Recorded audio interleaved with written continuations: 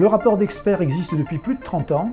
Il a été créé au début des années 90 sous l'impulsion du milieu scientifique et des associations qui s'occupent des personnes vivant avec le VIH. Le ministère de la Santé a ultérieurement établi 4 rapports successifs. Alors ces recommandations ont nécessairement évolué avec l'évolution du pronostic des personnes vivant avec le VIH. Quand elles ont été mises en place, c'était le tout début des premiers traitements anti-VIH avec un pronostic qui restait hélas très grave pour les patients qui étaient infectés, disait-on à l'époque, par le virus VIH.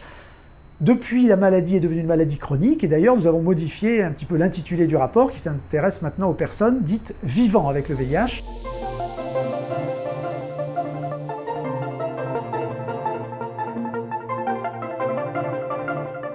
Un des marqueurs importants des dernières années a été donc la chronicité de l'infection par le VIH qui fait que les personnes vivent plus longtemps, avec une espérance de vie d'ailleurs très proche de celle de la population générale.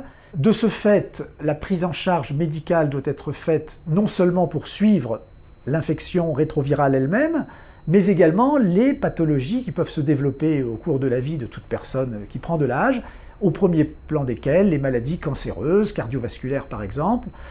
Donc évidemment, le champ des recommandations s'étend naturellement. Nous nous sommes attachés parallèlement à développer des mesures responsables, des mesures médico-économiques, tant en ce qui concerne le choix des médicaments antirétroviraux, les examens biologiques à réaliser, la périodicité des suivis, non pas tant pour créer le principe d'une économie, mais tout simplement pour pouvoir permettre de traiter les personnes dans les meilleures conditions et des personnes de plus en plus nombreuses, puisqu'effectivement, grâce à un meilleur dépistage, nous espérons pouvoir capter de nombreuses personnes qui sont porteuses du VIH mais qui l'ignorent.